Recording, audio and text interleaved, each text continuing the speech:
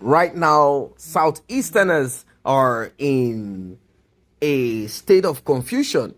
They do not know if there is going to be more violence or the final conviction of Simon Ekpa will put an end to the numerous happenings in the southeast of Nigeria. Nnamdi Kanu's incarceration is still hanging. And now with Simon Ekpa has been sentenced to 6 years. But what does Simon Ekpa have to do with IPOB and the DOS? Well, according to this press statement, you'll be shocked at what you're about to hear. The conviction of Simon Ekpa, an historic lesson against fraud, violence, and misguided preachings. The conviction of Simon Ekpa today by a district court in Finland does not come to me as a surprise. I have long understood the weight of his infractions, the inherent weakness of his defense, and the inevitable collapse of the fraudulent empire he built on lies, violence, and exploitation. For your information, this is coming from Nnamdi Kanu's legal representative. He continued, a history of deceit and violence. From the very beginning, when Simon Ekpa launched his treacherous bid to usurp the authority of the Directorate of State, DOS, of the indigenous people of Biafra, IPOB, his agenda was never hidden. He was aided both openly and discreetly by individuals and groups whose mission was to derail the genuine struggle for self-determination, sow confusion, and ultimately reduce Ala Igbo into a theater of violence, bloodshed, and blackmail. Recall back then, Simon Ekpa had been told to step down and pipe low so Nnamdi Kanu can get a soft landing. But he continued. He said, we are no longer under the leadership of anyone in IPOB. It has now become autopilot. That is because he wasn't given the opportunity. Now, the question that a lot of people raised, and Simon Ekpa also spoke about, he said, so Nnamdi Kanu's life or his incarceration is more important than the main goal of getting Biafra. So the other people that lost their lives when Nnamdi Kanu was giving order to both young and old, their lives are not important, but that of Nnamdi Kanu, he said he was not going to stop. He said all lives are equal. If Nnamdi Kanu could order and people lost their lives in between, then if he loses his own life, it's a win-win. It didn't come to a lot of IPOB members, particularly the brother of Nnamdi Kanu, Ima Powerful, has something interesting. They didn't like that at all. DOS, apart from the internal struggle IPOB has amongst its leadership, with Simon Ekpa echoing his voice and ready to go all the way. Well, of course, obviously, people needed a strong leader. Simon Ekpa, saying that he is Nnamdi Kanu's disciple, he definitely got followership. For a time, they succeeded. Ekpa's deadly declarations, recklessly amplified across media platforms, were swallowed hook, line, and sinker by vulnerable and misguided elements. His so-called foot soldiers, whenever apprehended, would never mention his name or his Biafra Liberation Army, BLA. Instead, they falsely claimed to be IPOB members, thereby tarnishing the image of a peaceful global movement. This strategic deception provided the Nigerian state with excuses to brutalize innocent and peaceful agitators and criminalize globally recognized peaceful movement. Well, it is what it is, ladies and gentlemen. My public stand and sacrifices. Throughout this dangerous era, I raised my voice on every available platform, including mainstream media, warning our people to reject Simon Ekpa and his poisonous preachings. I was attacked, vilified, and branded a saboteur simply because I insisted on speaking the truth. He built his criminal empire on deceit, harvesting money from gullible followers while fabricating lies about warships, fighter jets, and dates of Biafra independence that never came to pass. For my public stance, I was put on a target. They put a target on my back in the hands of Ekpa and his misguided foot soldiers. The irony remains painful.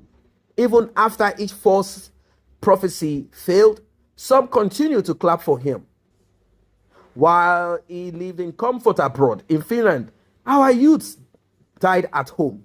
Educated elites who should have known better sometimes defended him, or worse, remained quiet out of fear or complicity. It is important, very important to recall that IPOB's leadership under the Directorate of State repeatedly, unequivocally condemned Ekpa's action, distancing the global peaceful movement from its violence. Yet, he continued to receive covert approval from certain individuals, some of whom today are among the loudest in calling for his head. Their silence at the critical moment remains a betrayal history will never forget. What are the lessons from his conviction? Simon Ekpa's conviction under a jurisdiction that respects human rights and the rule of law offers deep lessons. It demonstrates that no amount of lies, propaganda, or fraudulent appeals to self-determination can shield a criminal enterprise built on fraud, bloodshed, and deception. It is therefore imperative that our people begin to wear their thinking caps and ask hard questions. No rational mind should have believed Ekpa's outrageous lies about stationed warships and combat-ready jets in Igbo land. His entire project was nothing but an elaborate scam designed to defraud the very people he claimed to liberate. Even now, some of his misguided followers are being deceived into believing that his conviction somehow upheld his right to self-determination. That is false, a total fallacy. The court never upheld any such right because his trial and conviction was never about his purported right to self-determination. Rather, the court convicted him for fraud, deception, and actions that funded violence against the same people he professed to defend. That is the height of criminality. What are the human cost of his fraud? The chickens have indeed come home to roost. But what about the thousands of lives which have been wasted as a result of Simon Ekpa's poisonous preachings? Many of his misguided followers languish in detention without trial. Many more were killed extrajudicially. Their parents and families remained in pain. Throughout this era, not one of the followers of Simon Ekpa had lawyers protecting them. Not even the lawyers of Simon Ekpa, who are secretly hobnobbing with him, was bold enough to openly defend his followers or seek their release. Instead, the victims of his scam were abandoned while he thrived abroad in Finland. Time for a new beginning. It is time for stock taking. Time to reject criminality, fraud, and blackmail as tools of agitation. Time to rise above emotional manipulation and stand firmly for truth, justice, and peaceful struggle. Ekpa may be convicted today, but the scars of his deceit and the devastation left behind will take years to cleanse from Alaibo. Conclusion. What is the conclusion of the matter? Let the lesson be clear to all. No legitimate struggle for liberation can be built on deceit, fraud, and violence against one's own people. Those who still glorify Simon Ekpa or tread his path are not freedom fighters. They are merchants of death. The future of Alaibo must never again be left in the hands of impostors who exploit the pain of their people for personal gain. Mechuku Okike Abiyama, whose holy name has been shamelessly invoked by Simon Ekpa, by both the righteous and the fraudulent, deliver our land and guide our people into light, wisdom. Signed by Peace Ifeanyi Ejiofor ESQ KSC. Well, you all know the extraordinary edition of Nnamdi Kanu and how somehow they were able to manipulate him into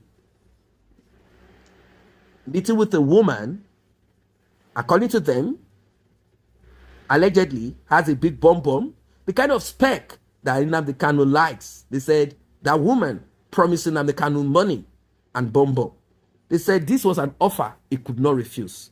They said he jumped on the plane, landed in Kenya, and before he could say Jack Robinson, the Kenya government, alongside the Nigerian government, they worked hand in hand, obviously with the help of Nnamdi Kanu's,